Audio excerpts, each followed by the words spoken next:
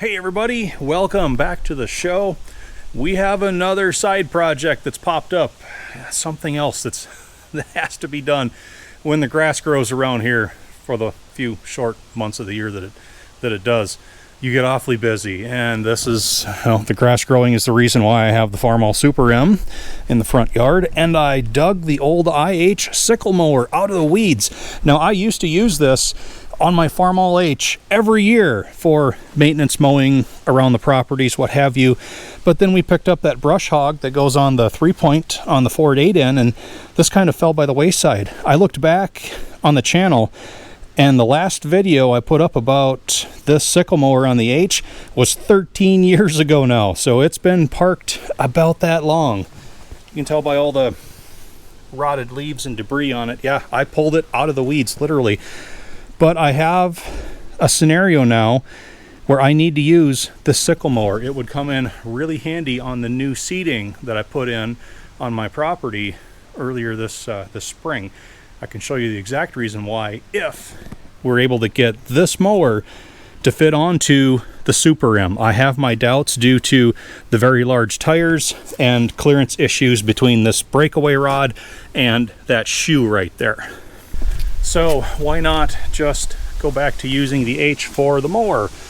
Well, the H has been in Senior's little garage on the field here ever since I parked it in this spot last January. Yeah, it's been a while. I really need to get back to this tractor, get it out, fresh splash of gas, stretch its legs. Wow, it's nice. I forget how nice this is now. I don't look at it every day. But a couple reasons why I'd rather just not try to put it back on the H for now. To do that, you need to take the swing plate and the drawbar off, and then you need to relocate this drawbar clamp assembly over to this other notch in the axle because that mower frame is wider. So we'd be dinging a lot of paint back there. Another reason is when I restored this, I reconfigured the dish on these rear wheels to narrow my track up to be more inline draft with a moldboard plow. I still haven't had a chance to go get this in the ground yet or out in the field plowing, but now that my wheel spacing's been reworked for plowing, we're too narrow to fit that mower. So I don't want to ding all the paint on the drawbar. I don't want to ding all the paint flipping that wheel around. And I went and plugged all of my hydraulic takeout ports from the belly pump lift all. So I really don't want to have to scar all that up either, trying to put a new hose on. It's just too pretty. I'm sorry. I made it too nice, and I just can't bring myself to try to ding it up with work yet. But the old Super M, I'm still rather protective of the Super M, but Super M's already been work hardened back here in this area, so it doesn't bother me to ding any of that paint at all. Plus, the Super M has a good hydraulic takeout with coupler to the rear that we've used on the 3-bottom plow for the hydraulic raise. So the Super M's configured already in the hydraulic department. You just have to hook that up. It's just a matter of, can we make this framework fit with those bigger wheels? Only one way to find out, and I want to see if it's possible. So that's part of the fun as well. Let's just see what we're in for. Step number 1, we need to remove this forward drawbar pin. So we have the bolt and the little lock wedge. There we are. Pin drops out. And now we loosen the nuts that hold the drawbar swing plate to the axle clamps. The bottom two, I take the nut and washer completely off because that flip up stud is captured in a hole. These top two, I just back them off because you can run them up the slot, pivot them up, and get the whole the drawbar swing plate off that way.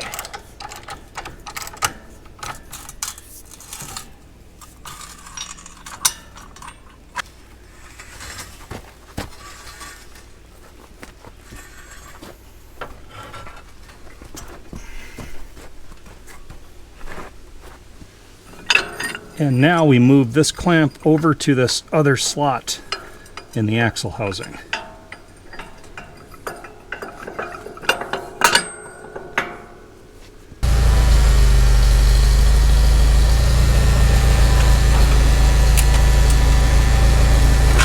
Okay, good news is our hydraulic hose will reach just fine, but that's where it ends. Everything else is kind of bad news. And it has to do with, yes, much larger rear tires getting in the way. I see where we're crowding to the outside of this shoe point a little bit. That's not ideal, but for the trimming we have to do, that's not going to be a problem. We do have decent clearance on this breakaway brace, but get the measuring device out here. We still have to come back a ways to be able to bolt up to those axle clamps. I say 2.5 inches. And we look at the point of this shoe and estimate where that tread lug would go. We only have maybe 1.5 inches before we're into it. And remember, this is with the sickle bar down. When we raise the sickle bar, this will come up and start digging into that tire even harder. So that means to make this work, we're going to have to space that out, I would say 4 inches, 5 inches, possibly a little bit more. Definitely doable.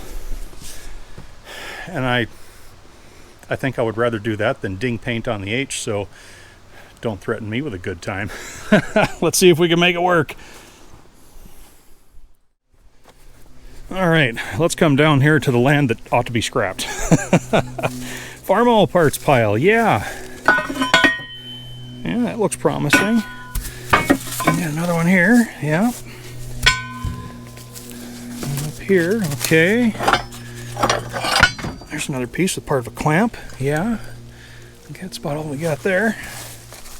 So I went through a lot of my Farmall drawbar clamps and brackets and selected just these 2 brackets. I also pulled some scrap steel from the RD6 engine stand build and decided we're going to space this out 6 inches. We're going to bring it back that far. So I put the Super M's original drawbar clamp back where it started out, and I did just like I used to do on my Farmall H. I put a second clamp on this axle. Now, to space this, I'm worried about wobble side to side. This thing has always generated wobble with that sickle bar popping back and forth. So this left side will be pretty simple. We'll do a straight back 6-inch space. This right side, I'm going to utilize both of these clamps to give us a 4-bolt mounting flange, which is going to be a lot more solid and hopefully take some of that wobble out of our setup. And to put the spacers together, it'll be quite simple. So left side, all right, I'll use these 2 factory brackets, and then I cut a chunk off of the scrap 8-inch wide C-channel, all right, and then cut that piece in half. So one will be welded on like so. The other gets welded on further up, and then this bracket gets welded on just like that. We'll cut those 2 ears off there and there to flatten it out. That'll be our spacer for the left side. Right side bracket now needs to be a lot wider so that it can bridge the double clamps on the axle for stability. So we go back to the 8-inch C-channel. It will attach to the clamps just like this. They will go and bolt through the web. The legs will be sticking forward. I will drill 2 holes up here and slot them. Drill 2 holes down here. That will give the 4 studs of the 2 clamps a place to pass through. Then we go back to the 3.5 by 3.5 by 1/4 inch heavy wall square tubing that was used on the RD6 engine stand. One will be welded about there. The other will be welded about here. And then back to the leftover 3/8 thick by 4-inch wide flat steel bar from the D6 engine stand.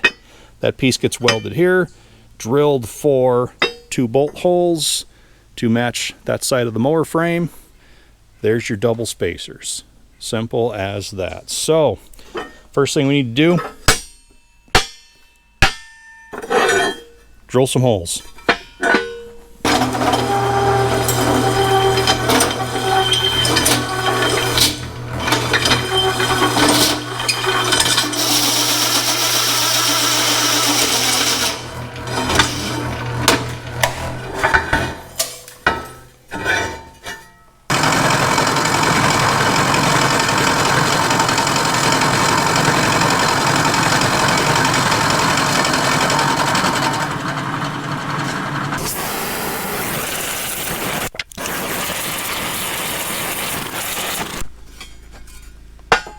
See what we did there? Now we begin sticking it all together.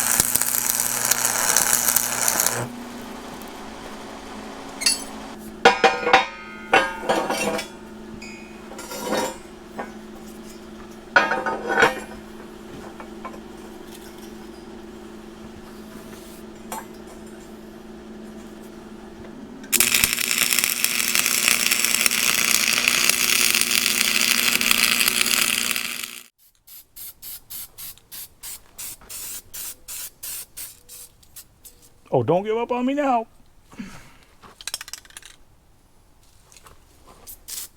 Oh yeah. Gotta love the rattle can. Well, it's the following morning. I had just enough time yesterday evening to apply the professional rattle can paint job to our new brackets. I had a partial can of IH Red in the cabinet, and I didn't know if it would be enough to do the brackets. It turns out it was just enough. It was starting to sputter about the time I had them coated. So really, this doesn't look bad for just scrap pieces I had laying around, spare parts I had laying around, paint I had around. I scrounged up enough bolts to put it together. Knock on wood, I haven't had to make a trip to town yet, but we shouldn't be talking too loud. So the paint could use a little bit more time to dry, but the grass is growing. It's not waiting for us. So we're going to start throwing the adapters on and get this bolted up. This whole thing has been a cobbled affair my whole life. Okay, this mower I don't think was ever built for any letter series Farmalls. It was more like for an F12, F14. The PTO input is way too high for a letter series. It's always had a very extreme PTO shaft angle on it. My grandfather rigged it up and they welded some things with these brackets to make it fit the old H. It used to have the hand lift quadrant, and then he eliminated that and put in this hydraulic cylinder and turned it into a cable lift. And so we're still cobbling. Spacer's out of scrap. All right, let's see if it fits. We'll start with the big right side bracket first, and I need to guide these bottom bolts into the holes. Come on. There we go. And we hinge it up. That's what's nice about these top ones. They can just flip down and secure.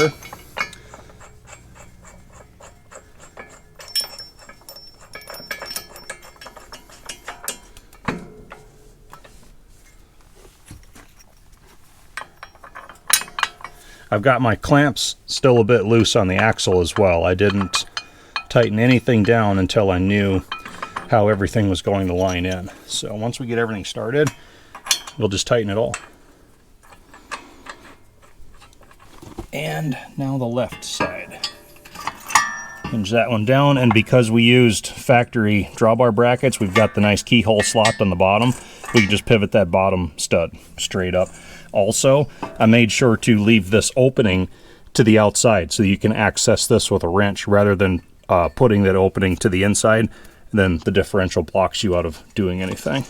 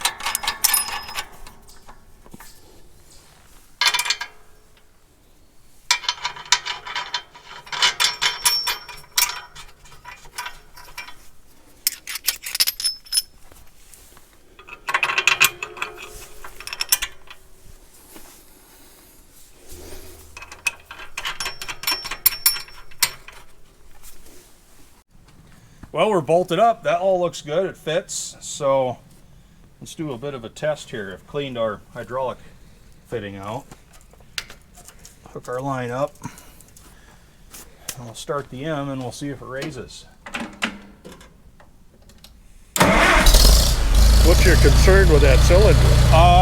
We're watching to make sure this pin doesn't hit the differential housing. And we're checking. The way this was set up, the cylinder will bottom out before the lift mechanism. That way you don't overstress the cable. So we're going full stroke on the cylinder. We'll do full raise and see if it's clear.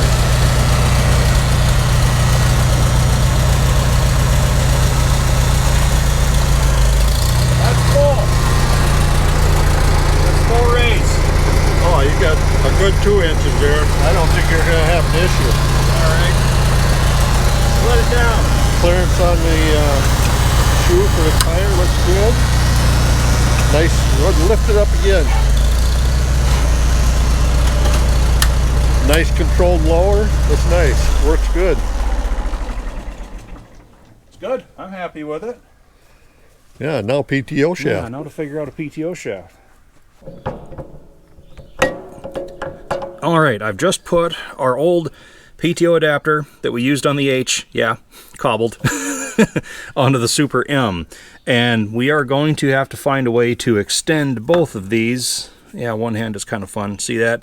Because we've spaced the mower back further than it used to be in relation to the old H. And that square drive has seen better days. We've tripped the mower and it's come apart several times, and we just keep saying, well, it's still good enough to go, good enough to go.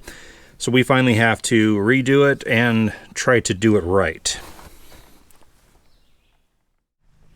And just like that, it's the following day. I worked on that PTO coupling all day yesterday, but, deer fly, I solved a lot of problems that it had, prevented a lot of future problems with the new setup that I made. And you all have seen the cut, splice, weld routine enough that I just kept the camera off and I worked. So cut that old broken center square drive out of it and welded in a new one. Only this time I double corner reinforced it all the way around. So that is not going to split out anymore once this pulls apart. And I also decided to go to town and buy a PTO shaft extender. It's got a quick coupling on it. Maybe you can get a better view if we do it, yep, like that. And relocates your PTO shaft about that much further back. And that solved another big problem. But I finally had to make a trip to town. And things had been going way too well. I should have known. Not just the small town nearby, the hour away town. So hour up there, you spend an hour shopping, get some lunch, hour back, half your day is gone. It's part of what ate up all that time. But this was work that, whether we were putting this mower back on the H or making it fit the M, would have had to have been done regardless. So let me show you how it works now. So say you're mowing along and you catch an object with the end of the cutting bar. It has this spring trip in it that I've got disabled with my pry bar right here, okay? So we're mowing along, we catch something with the end of the bar. It'll pop that trip and allow the bar to pivot back, preventing breakage to the main frame. And as the bar pivots back, that PTO coupling is made to pull apart. And that's why they used this simple square drive. Solid shaft goes into a square sleeve. Simple as that. The problem we had before, this yoke, when it was directly onto the Farmall PTO shaft, would want to spin around inside of the PTO shield and do its best to delete the shield. Now, when I was running this on the H, we didn't have pretty tractors back then, so that was just something that happened. Now that we have pretty tractors, it's high time we corrected that problem. So that's what the PTO shaft extender does. It gets the yokes well behind the PTO shield, and they will be able to fly around for however long it takes you to realize you've tripped the mower and cut power to that PTO. So we solved a major problem with all of this messing around. We've also eliminated future problems. So I think that work was well worth it.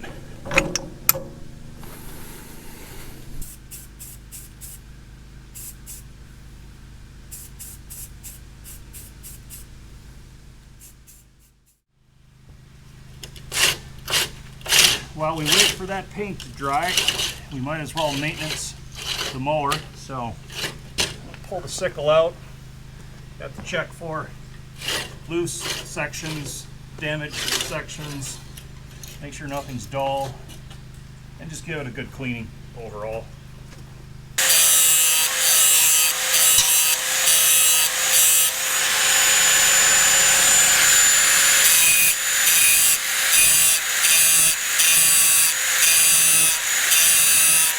All right, I've worked my way down the whole sickle, nothing loose, nothing bent. A few of these did have to be resharpened, and I replaced these with serrated sections a long time ago. So there are quite a few serrations on the back side. You can sharpen in carefully and start to get those teeth back. I've got enough spare sections to do this whole bar again, outfitted with all new ones if I have to, but I'm gonna keep running these out a little bit more. Working our way down the bar now, cleaning out all the old cuttings, checking the guards. Each guard has a ledger plate right here, and that is what the knife sections of the sickle go side to side on. And these also have some serrated teeth on each outer edge. They need to be nice and sharp, good and flat. You need to look at these hold downs. They are what keep the sickle sections basically down on top of the ledger plates. You get a good snip of the grass.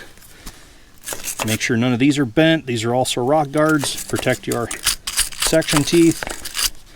Just work all the way out to the end, making sure everything's clean and good.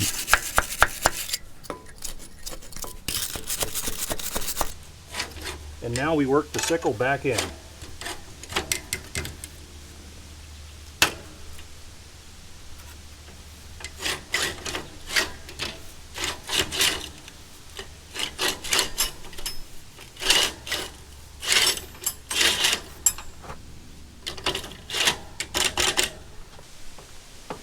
Now we hit everything with grease. I've hit 4 or 5 different pivots on the main frame for the raise and the lower. U-joints, very important, is this bearing that's on the end of the pitman arm here. That's going to need a new Zerk pretty soon. Now we have, these are basically oil box compartments for the top shaft, and there's one down here on the bottom. And no gears, just a set of bearings on each end, center the shaft. And the seals have been out of these my whole life. Okay, so if you put 80-90 in, it'll run right out. So I had been using 80-90 and number 2 grease to create a slurry. That stayed in pretty well. Now I just use the semi-fluid grease out of my Trek greasing pump that I use on my Caterpillars. And this stuff is excellent because it stays in, but it'll flow into the bearings and keeps everything lubricated. So I've already done the bottom one. Just trickle this in until I start seeing. Okay, good there. All right, that should keep both of these lubed up for the whole season. All right, I think we're ready to spin it over. I've performed all the maintenance. We have our pivot ball well greased down there for the sickle. The X factors are the pitman arm for one. When I replaced this about 20 years ago now, that is white oak, I cut 2 other blanks while I was at it. So if this decides it's too rotten and it gives up, we're not totally up that creek. The other X factor is the belt. This is the only belt this mower has ever had on it my whole life. My whole life. I'm not even kidding. And it's looked like this the whole time. Whether that holds up or not, we will find out. But should we see if it works? Just try her. All right.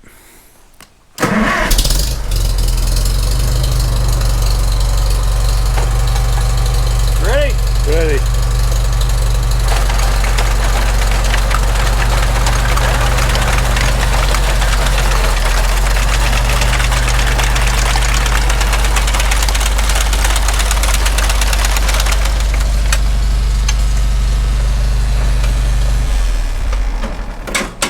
Sounds like it'll work. Well, nothing's blown up, so let's head out to the field, give it a test.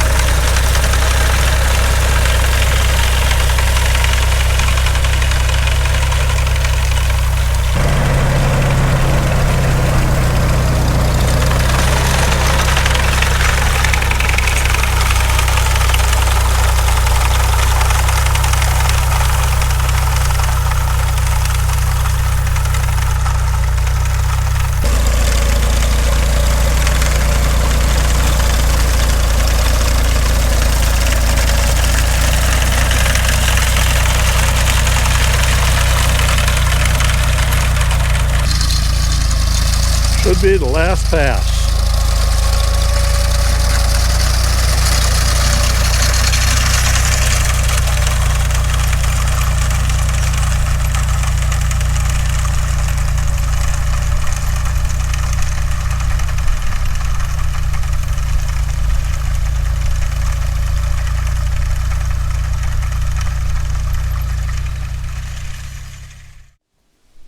Okay, after action report. Overall, very pleased. The wide front on the M does not cut square corners like the narrow front on the H. So what I had to do is cut myself a couple of headlands so that we could do a straight pass and then raise, realign, and then back down, another straight pass, and then just work on into the center. I expected as much, but the old belt still holding in. The old pitman arm still holding in. Our drive coupling redesign worked great. We never tripped. The hydraulic lift is working.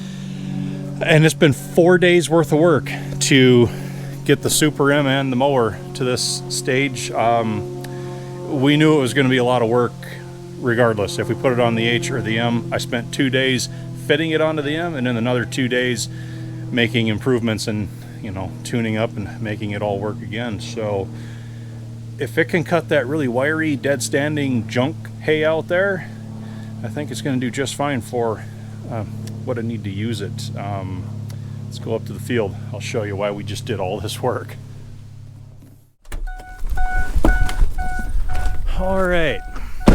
So the job I have lined up for the sickle mower is the new seating that we put in this spring. So everything on the main up here and everything on the backfield way back there, it's ready for its second clipping. See, we've got the weeds that come up in this first year seeding, and before they go to seed and drop all those little buggers and propagate, we need to get those chopped off. So I did it once already with the 4 to 8 in and the brush hog about 3 weeks ago, but having that sickle mower is the way to do it, because brush hogs tend to windrow everything a little bit to one side of the cut, so then you're left with debris like this.